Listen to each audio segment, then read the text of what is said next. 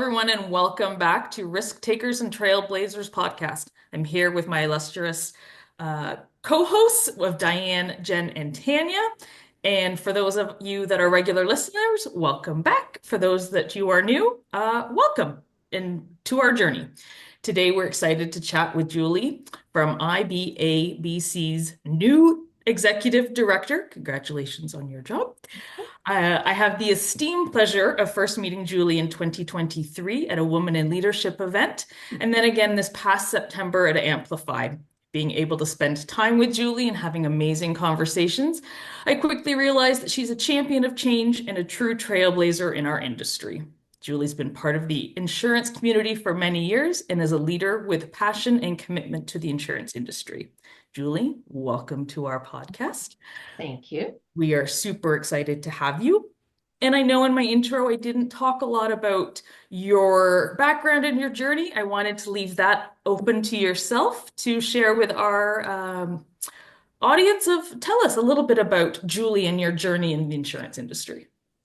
Okay, so first off, thank you for having me. It was a pleasure to hang out with everyone at Amplify and the event that you and I met at Helen in 2023.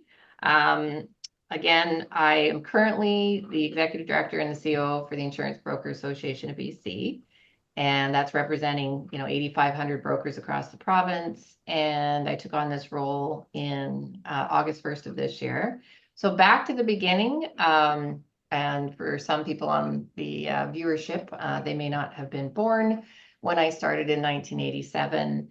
And I started in the industry in a kind of an odd fashion. I wanted to be a lawyer, and I knew I didn't financially have the means to get to law school. So in my brilliant 18-year-old brain, I thought, get into a legal firm and work my way up, and somehow I would get to law school.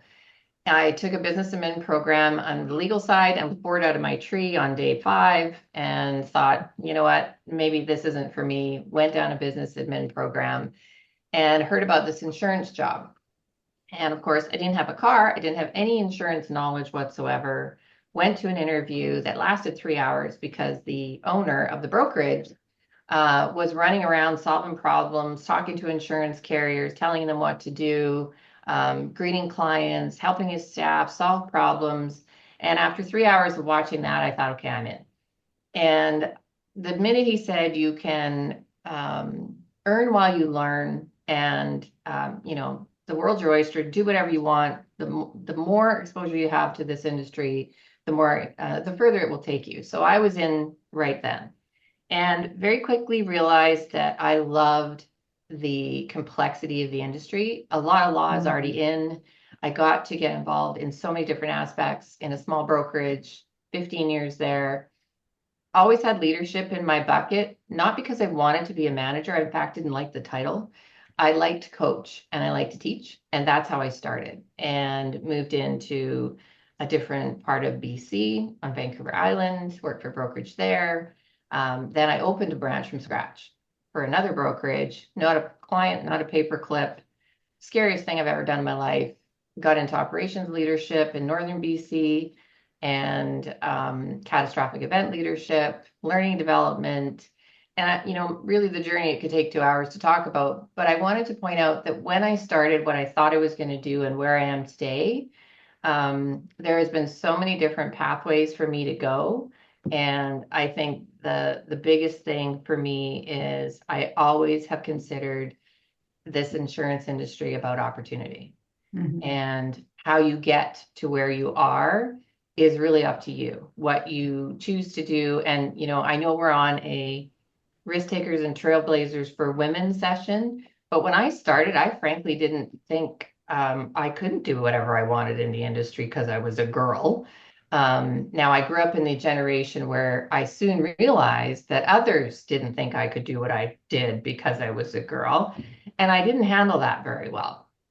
My first issue was a couple of years in, brokerage owned by a lovely gentleman who's still in my life, 8 people working in the branch, all women, and people of his ilk and age would come in and hand me their auto plan insurance and say, I need to talk to Gord. And I would say, well, so by the time I advanced a little, said, you know what? You can actually wait for him to come back and you can go in and you'll sit down and he'll bring you back to me because he has no idea what to do with the computer when it comes to auto insurance in BC. So, or we could just do it right now and you come back and visit him and have a coffee. And I went to my leader at the time and said, what is wrong with all of your people? These guys have no clue what we do all day long. Do they think we just sit here and paint our nails? We run this show. And he's like, uh-oh, who was it? So I said, you need to fix your guys. This is not about us. We know what we're doing. So I soon realized as an industry, you had to speak up. You had to advocate for your own success, your own opportunities, your own worth in the industry. And that was kind of the beginning of sort of where my mindset has taken me in my career. And I was well supported by that leader. He threw me at any training and every training I could possibly get into because that's the leader I grew up with. So Mm. again, I just didn't think there was a reason I couldn't do what I wanted to do. I love that. Yeah. I agree. We can do everything. Right. Yeah, exactly. I guess one thing that, like, when you're talking about it, you can definitely tell you're passionate about our industry. But what keeps you so passionate about it after being in it for so long and Yeah. changing your path a few times, and what keeps that passion alive? Well, I think the core part of the industry for me is we are taking care of people. And early in my career, when I talked about opening a branch, I've always felt like having a manager title was just managing tasks. A leader leads people and takes care of people and takes care of clients.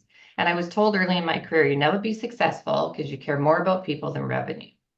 And I sat back with that because, every constructive criticism you get, you gotta own.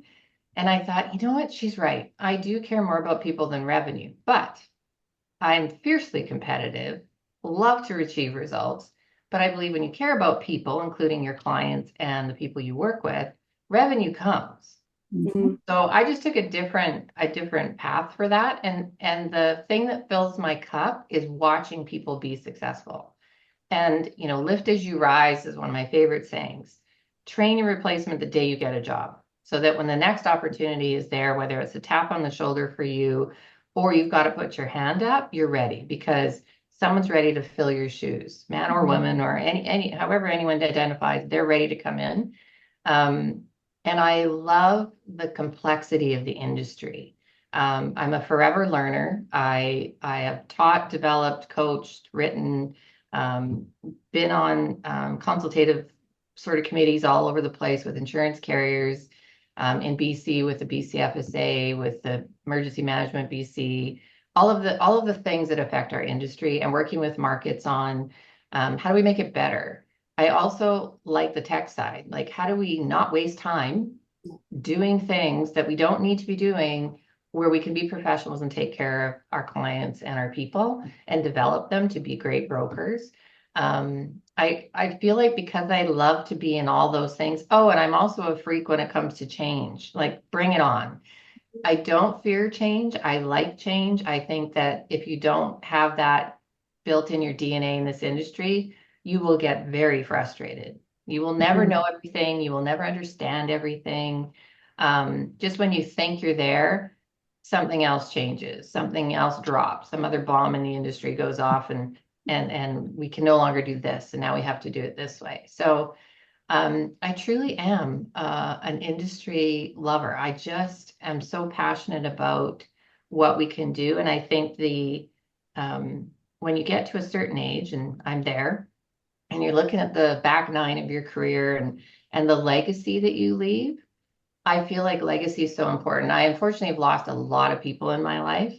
And I've always thought about, what happens when you're gone? Yes. And what did you leave behind? What imprint did you provide to people? What did you do in your community? All of those things are important to me. So I feel like I always think that way. What am I going to leave behind when I'm gone? And the legacy, I want to leave is made it better for others, gave people opportunity, pushed people out of their comfort zone, but held onto their t-shirt as they're on the edge, and always jumped in front to protect a team, but always stood behind them to watch them grow. I feel like all of those things are in this industry. And if you if you're passionate about something and it fills your cup every day, you can work 13 hours in a day and that's okay. You're not exhausted. And even when I interview people in this industry and we talk about coming on board, I ask what fills your cup, but I also ask what drains your cup. And I feel like that's right person, right job in the industry. Anybody can fit in this industry. Mhm. It's just the bucket that you'll fit in based on what Mhm. fills your cup and what drains your cup. I've worked with some brilliant people who hate talking to humans, but on the backside of the industry, they are the best at what they do. And that's, I think, what's so unique about insurance is you can go down all these pathways, no matter how you're built or what fills you up. I That's think it's interesting because the like our industry to its core is people. It's Right. right. people focused. And people, I don't think people outside of our industry see that unless Mm. you're in it. But that stood out to me in the article that you sent us from the BC Broker Mhm. magazine about how you want to be aspirational. And Mhm. like that's how we all should be in bringing new people into it, bringing people Yeah. up in the ranks and really sharing how great our industry is. Yeah, I don't think we do a great job of it. You see a lot of stories around I fell into insurance, and I really like someone had written an article in Canadian Underwriter. We got to stop saying that because it's not like it's bad, and it was like a second choice that people chose to go down and they're stuck. I believe it might have been a second choice or something they didn't know about. But look how many people that you're connected to that have been here for decades. Like I'm going on 40 years in a Mhm. few years. And I don't feel like it's been 40 years because I've never had the same day twice. I've never stuck in the same lane. Um, I also think in this industry, when I go back to being a bit stubborn and saying what I think, that I'm kind of known for that. I also feel like we have an opportunity to help each other play up. And what I mean by that is I grew up in a small town. I was, the leader of the organization that I worked in, Gord Gillum, is still in my life today at 87. Was so excited about BC Broker and being on the cover. And, his friend who's also same age sent it to him and he made a big deal of it. That's kind of cool because he knows he was part of my journey and he worked me hard. He basically said, handle it. And I'd be like, handle it how? Oh my God, what do I do? And I grew up in that generation of sink or swim, which isn't necessarily great, but it also put me in different scenarios I may not have been in had I not been in the environment I've been in. So growing up in a small town, I played competitive volleyball, I coached, but in a small town, there's only so much gym time. So my coach, the girls coach and the guys coach got together and combined our gym time. So I learned very young, you have to play up. And what I mean by that, it was volleyball. We played on guys' height, played with big guys, long, gangly, stronger than me. And all the practices were on the guys' height. When we went to the tournaments for girls, we were hammering balls because we had played up. We'd played at a higher height. When the net came down, it was like, this is awesome. Like we were playing at a better level because we played up. Was it harder? Absolutely. But I think that's, transformational in our industry too. Never be the smartest person in the room. Always surround yourself by people who know more than you do and be aggressive about getting in the room. So Mhm. maybe you don't have anything to add yet, but you're going to absorb. Like, look at all of you. What I absorbed at Amplify was like, oh my God, this is cool. And how different it is to what I expected this event to be. So we have to put ourselves in situations that maybe are uncomfortable. I told my 24-year-old I was on a podcast today and he thought that was cool. Have I been on one before? No. Would I have said yes, 20 years ago? Probably not because we didn't have them, but no. So I think it's all around what you do to put yourself out there. And this Mhm. industry has been very good, in my opinion, around giving me opportunities I didn't think I was ready for. When I became a VP of Ops, I was running a branch of 16 people. President said, I think you should put your hat on the table for this. You'd be great. And I'm like, are you crazy? Like, I'm 16 people in a branch. You want to give me 16 branches and a whole region? I don't think that's a good idea. And he went, yeah, I think it's a good idea. Now, did they take a flyer on me because it was Northern BC and maybe nobody else at the time really wanted to go there? Sure, but I took it. And I think we have to remember, you're not burning the bridge that you left behind. You're creating an opportunity for other people, and Mhm. you're creating the opportunity for yourself. And the other piece is who you follow. I was Mm. young and sweet at one point, and I always felt like I had to be as good as the person I was following. When I moved into the ops role, I was following Wayne, and he'd been in that role forever, well known, good at what he did. And I'm like, oh my God, I got to fill these big shoes. And someone said to me, you have your own shoes. Mm. I'm like, yeah, I do have my own shoes. So in this role coming in, I'm following Chuck Byrne, who's been our ED and COO for 27 years, one of the Wow. most well-known in the industry in this province. And I'm not going to be Chuck. I'm not going to fill his shoes. I'm going to have my own shoes. And I have to remember that I'm going to learn from him and follow his legacy, but it's going to be a different legacy for me. And so the next person after me. Yep. Yeah. That is strong words for sure.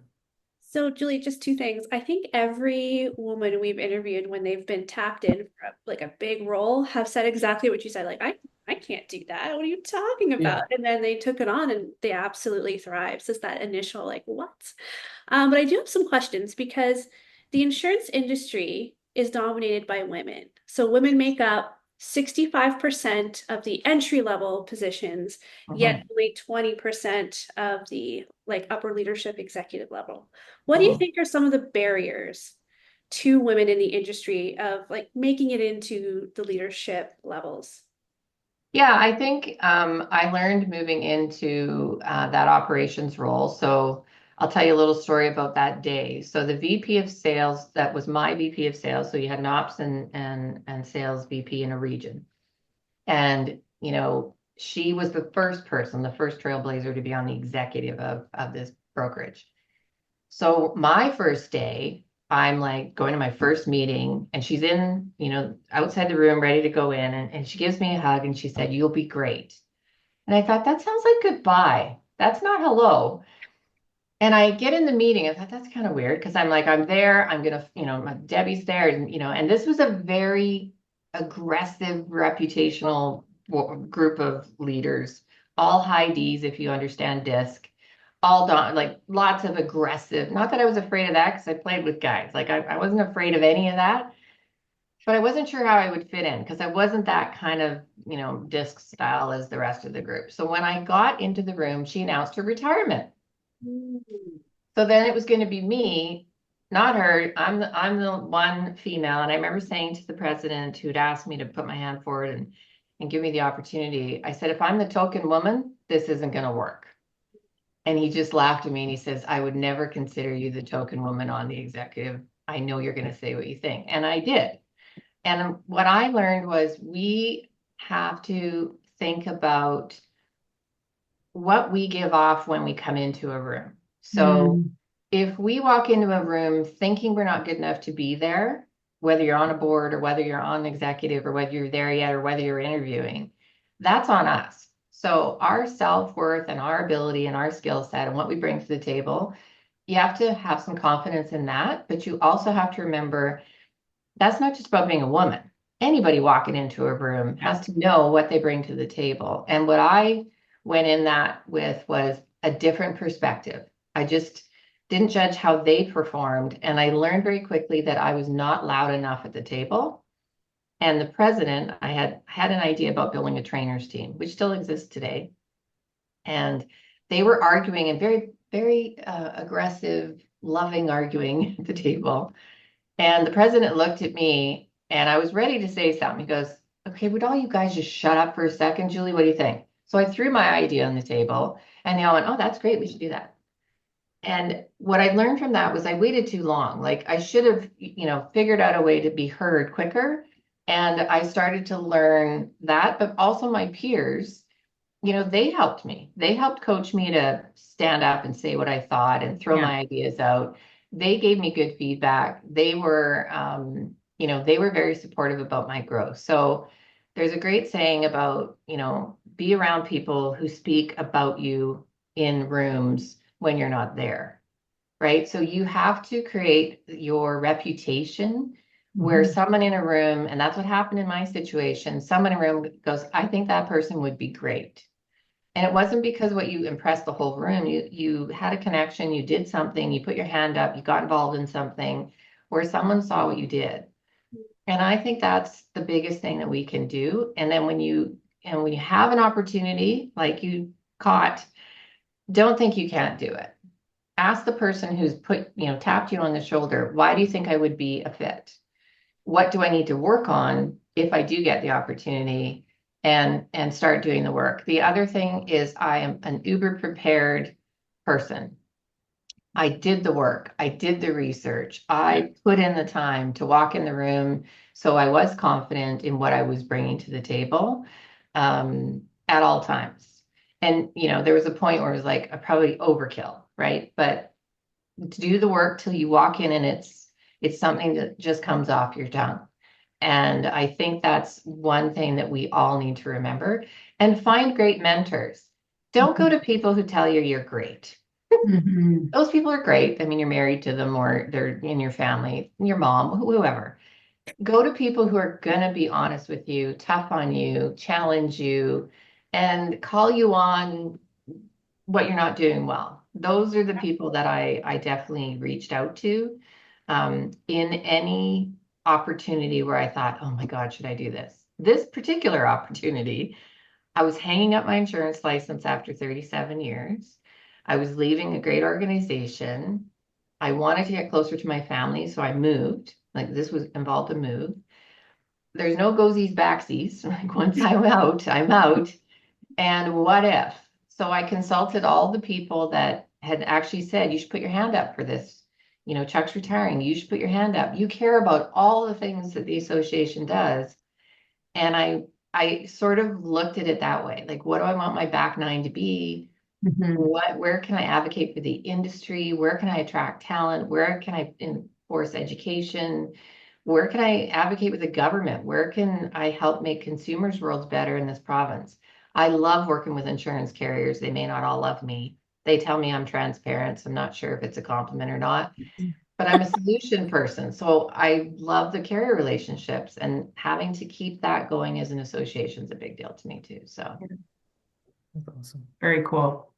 So with that, I think we all talk about, especially on this podcast, about how, and you touched on it as well, but maybe we can go a bit deeper in how you're supporting, women and even, others coming up into this industry, and how they can think of growing their careers. You do work with a lot of new, or companies that are bringing in new, people into the industry, right? I think that's a very big passion play for you, Julie. yeah, and I think the biggest thing about bringing people into this industry has to come from changing the perception of the industry. So, for example, next week I'm going to a girls' school to spend time with a group and talk about the industry. And I said to the headmaster, it's an all-girls school, 15 to 17-year-olds.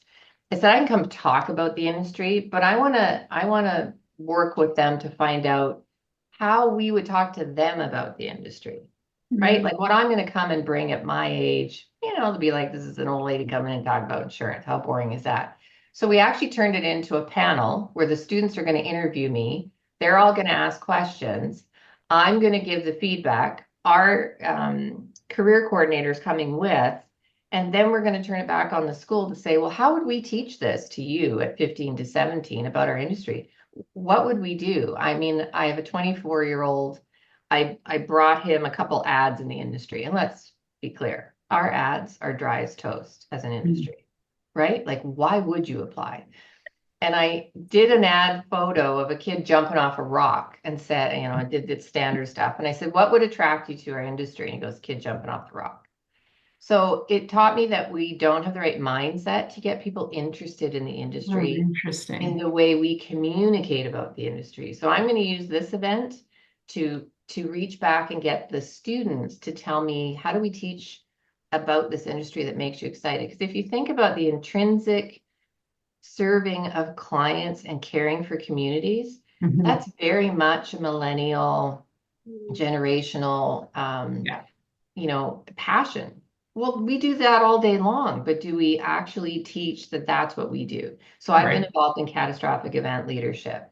One of the most engaging things that I think we did as a group in my old brokerage was teach about what we do in a cat event as a company, as a community. And I played a video of what this organization had done over 5 years and said, just watch the video. That's the start of my claim session. At the end of the video, I asked them how it made them feel. And I was looking for the word pride. I was looking for, I had no idea this is what this industry does. Like I was looking for all of those buzzwords. And then I taught what it meant to be a broker.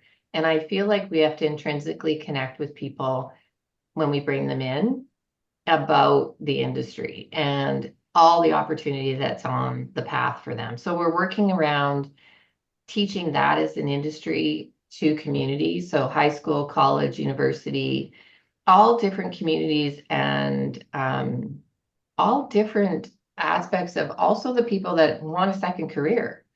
Your life experience, that brings so much to the table.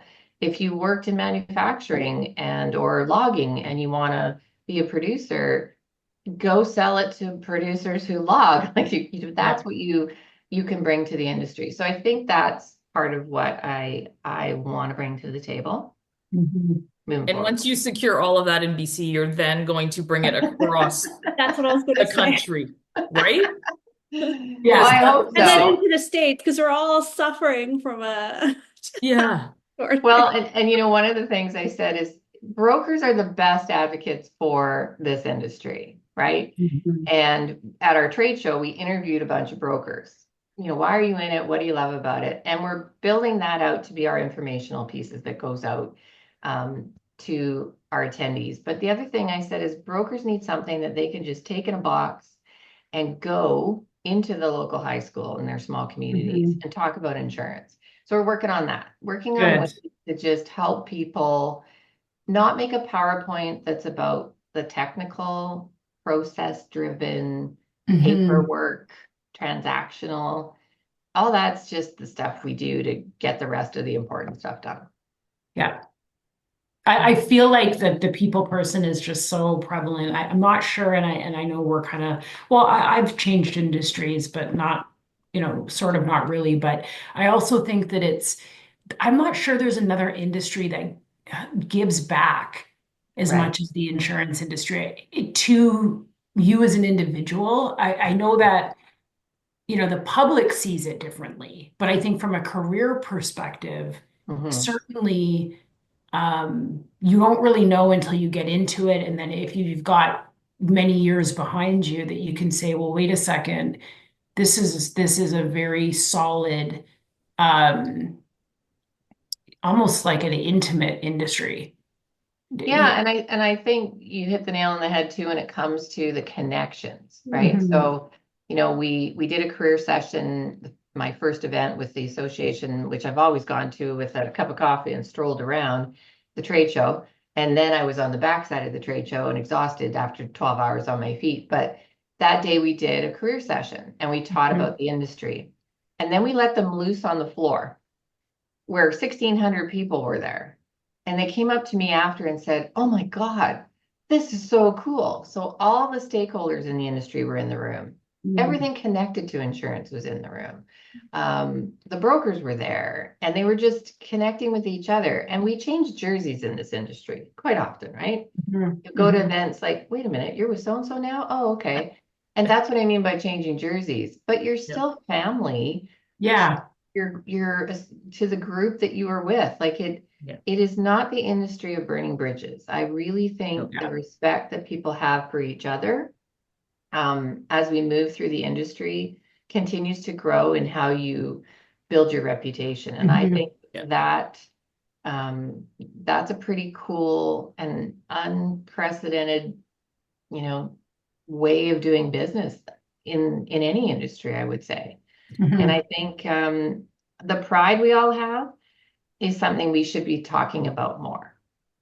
And what we do in communities in crisis. You look at what's gone on in Alberta. You look at what's gone on in BC. Yeah. Brokers are boots on the ground. Brokers are in front of clients. Brokers are solving problems and taking claims in their pajamas. I mean, I've done that my whole career. And I think that's the coolest part of our industry. That's a new ad right there. That is the I new was just thinking that. billboard. Yep. Yeah. Brokers Brokers, boots on taking the ground. in PJs Yeah, or in PJs, PJs. Like yeah. that's the visual. But how impactful would that be? And at absolutely. least Yeah. you get a chuckle out of it, but it would Yeah. be so impactful as to say, this is truly what being a broker means. This is what we do. You Yeah. know, It's not a 9 to 5. no, I'm in No. my PJs in my bed with my laptop up. Yep. It happened in the hailstorm. That's what happened. Yep. Yeah. And that's what I did. And back in the day, our boss would actually take our business card and put it on a magnet. So it was a magnetic business Yep. card that was on everybody's Here's fridge in fridge. our local community. Yep. And your first and last, your work phone number. But back in the day, you had a phone book. You just looked Julie up on a Sunday and phone her to tell her that, you were in the cabin over the weekend and burned it down. Could I call your parents and tell them that you did it? Like that's what a local broker does. Yeah. Yeah. They Yeah. get the phone call, whenever somebody needs something. And I miss those days. yeah, those are good days. The phone book? Mhm. I got a phone book the other day in the mail. I was like, What what? do I do with this? Mail? Oh, maybe it's a Halifax thing. I don't know.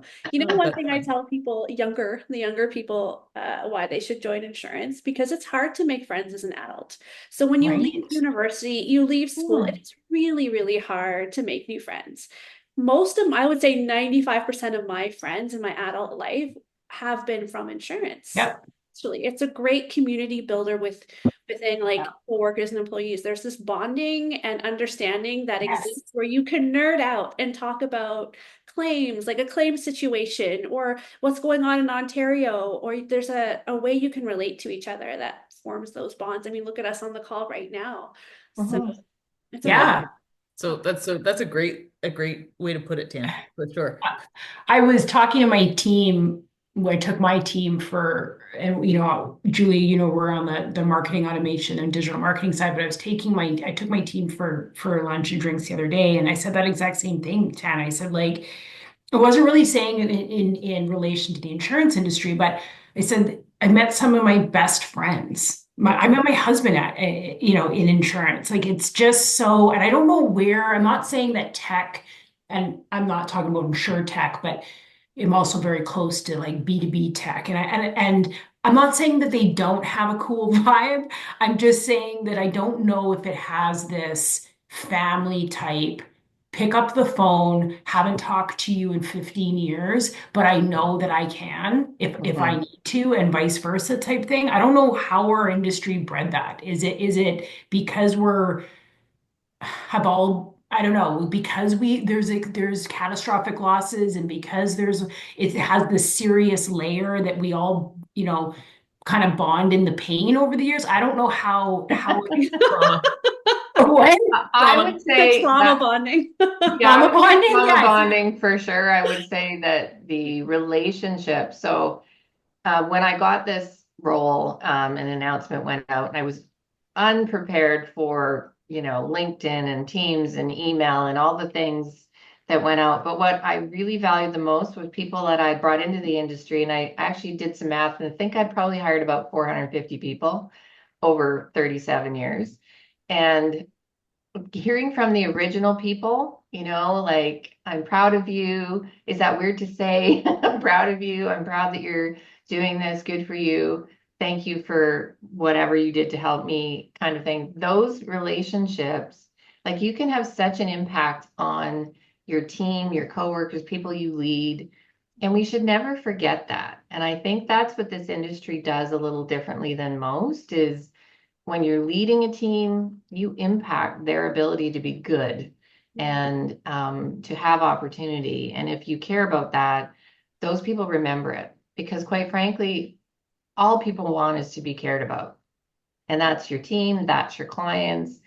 Dale Carnegie, I ended up in a Dale Carnegie course early in my career. As I said, my boss threw me in everything.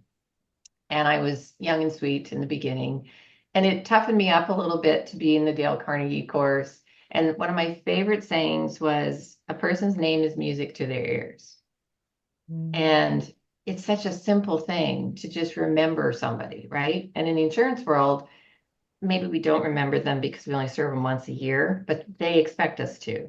Yeah. And if you start to build up that relationship piece with your clients and you do the same with your team and your team watches that, it's all about relationships in the industry. And your reputation, I think, is one of the biggest pieces you have control over. So, when I would coach and develop people, I'm like, when you go to an underwriter, that's a relationship and a reputation. You fill out a sloppy app and you don't do your job properly, I will tell you that underwriter puts you at the bottom of the pile that day. Mm-hmm. And I don't care who you think you are or who you work for, you're at the bottom of the pile because your work was sloppy. If you are, building that reputation to be the best at what you do and have done the due diligence and presented the right risk and done all those things, that reputation will follow you. And that, that relationship with that underwriter may move somewhere else. I think we really have that opportunity to leave a mark and to leave a reputation.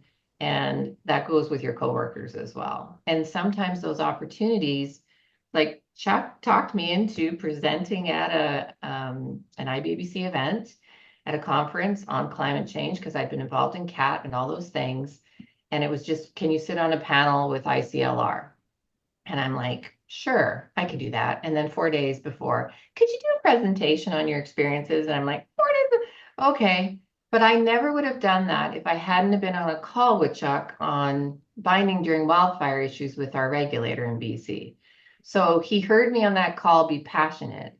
He thought of me and said, want to do this, so all of those reputational pieces that you put out there in the industry, that is where I think, you build up that relationship that you just never know when someone says, hey, Chuck's retiring however many years later, what do you think? And, that person was someone I didn't work with, but I'd met at a broker council where I sat with him with SGI. It's just the reputational piece of this industry is pretty cool. So you kind of touched on some things that I was going to ask next, which is how do you be a successful leader in this industry? And I think what I've heard from you is be your authentic self for sure. Yes. Take stock in what people perceive of you as well as putting yourself out there. What else, and taking chances. But what else can you add to that to say, how do you become a successful leader in this industry? I think that the biggest piece of this industry that we should never expect is to become a leader just because we put our hand up. I've had a lot of people say, I want to be a branch manager. And when I was running operations, I'm like, okay. And I would give them the book, The Leader Who Had No Title by Robin Sharma. And I said, read the book, come back to me and tell me what leadership means to you. And some people will come back and go, well, I just wanted the raise and the title. So this whole leading people thing, that's not really what I was looking for. And I'm like, that's right. So I think, being an authentic leader, but also coaching people to be leaders without having a title helps other people grow into leaders and get that tap and get that opportunity. I don't feel like we should really teach people that apply for a job and then become a leader. Like act like a leader, create leadership opportunities, be the resource, be the person. And I did do this wrong in the beginning, so I'll share the story. I was the encyclopedia of insurance for my first 15 years. I loved knowing the answers, where to go and how to do it. And then very quickly, I realized in my second part of my career, I was sick of my own name by the end of the day because I'd be Julie all day long. I was like, oh my God, I'm not doing anybody any favors by being the person you ask the questions of all the time. So I flipped that on its head and, I'll show you once. I'll give you the guide. I'll give you where you got to go. Come back to me again. I will say, did you look it up? And I started to learn that you have to create independent thinkers in your organization and give them opportunity to learn on their own and seek to learn more, not just be taught more, is another thing that I would always say. When someone says to me, nobody taught me that, I get a little, well, what did you do to learn about it? Well, no one taught me that. So I really coach people to go learn. You have all the opportunity in the world. The association, we have tons of courses and development opportunities. Put yourself out there and read about the industry. Canadian Underwriter, BC Broker, Alberta Broker, like all the trade information about the industry is at your fingertips. Just read. I think that the leadership part of it, you have to walk the walk and have people follow you, and then someone will see your leadership skills versus, apply for the title and ask for the compensation change and hope everybody likes you. Yeah. Yeah. Yeah, I was thinking about this morning and thinking if when you care about something so much, and whether that's, your business that you're trying to grow, or your career that you're trying to grow, it's a lot to show up every single day and try to and be positive and help others underneath you come up, right? And it can be exhausting, right? Like literally, right? It's like your kids see you have bad days, but I also think that it's just so important. And I always just keep that in the forefront of like, yeah, you know what? They don't care if I'm having a bad day. This is right. It's just, and it takes that caring of the whole mission and the team and the people, to really push yourself through, those dark times or hard weeks or whatever, right? And it is, one of the things I learned quickly. So my sister grew up in banking, and there's this fine line that women tend to get judged on, which, you got to be tough, right? And she would say to me, you don't have to be pardon my French, maybe this gets cut out. You don't have to be a bitch to be a good leader. And I think there's a fine line on that piece in the industry where it's better now, but in the beginning, it's like she's determined, she's aggressive, she. It's like, the person should be ambitious. The person should be, don't judge who and how. And I think if we limit ourselves by thinking about all that, it just fogs everything up. So, and I think leaders, there's a fine line also, and I learned this early in my career, where you care about people and have good relationships, and you may consider them your friend, but you can't be everybody's friend. I agree. Somebody said to me once, I feel like I have just been told that I behaved badly and I need to work on this and I need to fix that. But you did it in a way that I came up with it myself, and I don't feel like I really got in trouble. And I said, most people actually want to be called on their bad behavior. They want to be challenged, whether it's for attention or they know they're in the wrong role. They know they're not doing well.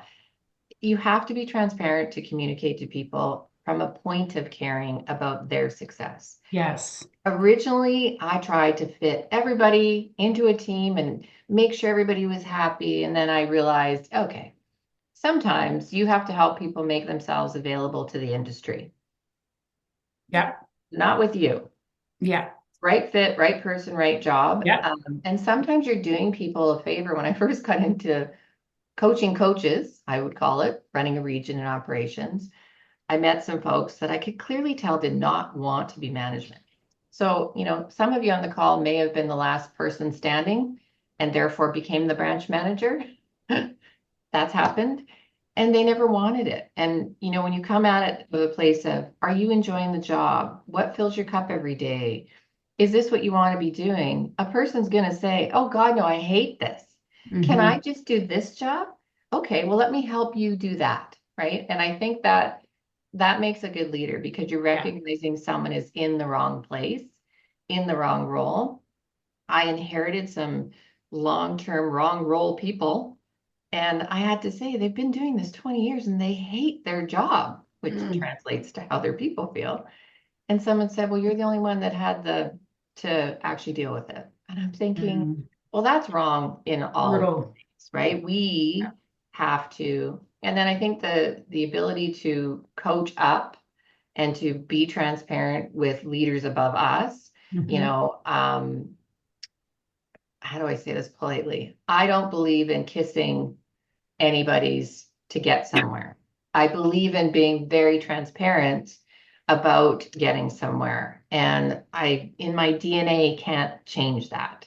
So has that caused me to not move forward in certain roles? For sure. But authentically, that meant that path wasn't mine. Yeah. Mhm. Yeah. The thing we really haven't touched on is, work-life balance. Yeah, somebody gave me this gift of a sign that said, work-life balance when I took the operations role. And I will admit that I tend to do more for others before I would do for myself. And that's a health, wrong move. But what I realized was balance is different for everybody. Mhm. So saying I would cut off my day after 9 hours or 8 hours, and I would do this and do that, that regimented way, it just doesn't fit with this industry. You can have, peaks and valleys. I had catastrophic events that kept me going probably 36 days straight. The balance that I kept through that, incident was caring for people, making sure they were okay and making sure I was okay with what I was doing. And I had the support around everywhere else. And I happened to be married to my best friend, been together 42 years, and he's a rock. But I think that balance should be about what is your balance? What do you care about the most? Like he would joke in my new role, I'm reading, bylaws and constitutions and personnel procedure manuals in the evening, but I'm doing that with a glass of wine after a long day. I'm interested in it. So I think the balance is different for everybody, and don't feel like you have to get up at 5 and you have to work out and you have to do this and you have to do that. And if you don't do any of that, you're out of balance. I just think you Yes. have to gut check are you doing enough for yourself? Whatever that is for yourself that makes you happy, then do that. And I think that it took me a while to kind of layer that out. And I do, think that taking time where you're down and you actually are out and stop working is very important. I was in a role well, 3 different roles at the same time where I really didn't have space to do that. But I also created that environment to some effect where I was that resource and that support for those roles. So I think that balance is really just about what you choose to feel balanced about. I agree, because that'll be days where and my old sales team would know I would disappear. I would go to the gym from 3 to 4, and they Mhm. knew that was my time. I didn't take a lunch, but that was my time. But they darn well knew that was where Helen was for that hour. But then they would know when I got home, after I got dinner ready, I would be there to answer anything they needed. Yes, it was after hours, but that's my own balance. That's what I did. So when Right. I sit on the couch at night and I'm catching up on emails with tea in my hand, because I don't drink Brian, I'm sorry, Julie, with tea in my hand, TV may be on, not really paying attention to whatever mindless TV's on, but that's my balance. I'm doing it because I want to. If I didn't want to do it, I wouldn't do it. Right. Right. Right. I And that's agree. part That's of it. when balance is out of balance, is when you're being told. And I think that you hit on one thing. This industry is not about building widgets. Somebody isn't telling you what to do from 9 to 5. In fact, it's one of the most independent careers you can have. Like, here's your book of business, here's your people, here's your team, here's your systems and your processes, and go. And I think that's what's cool about the industry. Someone who wants to be told what to do from 9 to 5 won't fit, because it's just independent thinkers. It's finding ways to get to the goalpost. And I love sports, so you'll hear analogies, but it's how you get there. Yeah. I like giving people the freedom to get somewhere and give me ideas of how they can get there versus do this, do this, do this. Yeah. Yeah, systems, protocol, system, that's all there too, but the smartest people in the room are generally not you. It's everyone else. My Yeah, I husband, think that's such a good way to end it in just that you, especially that section just on work-life balance. Like, it's your balance, and stop beating yourself up because you listen to 5 memes on Instagram telling you what you should do. It's what your balance looks like. And it's amazing what you said about being told versus what you want to do. And then the mindset completely shifts, Yeah. right? So good advice for the audience. Well, I think that's time. Julie, it's been a wonderful time having you on the podcast today. A lot of gold nuggets for advice, from career to work-life balance to kind of, really taking advantage of what's in front of you. So thanks everybody for listening. Again, please like, share, and subscribe. Visit our YouTube channel. We'd love it if you could subscribe and comment on the episodes. That would mean a lot to us. Julie, thank you for being here and for Thank you being for having me. great to see what's kind of come out of BC. We're looking forward to it. Yes, I'm gonna have to slow my roll a little bit and try not to do it all at once, but I'm very excited to have had the time with you. Lovely to see you all again, and I'll keep watching. And thank you for my mug. Welcome. Here. Thank you so much. Awesome. Bye, everybody. Congrats Bye, on guys. Happy Friday. Happy Friday. Yay.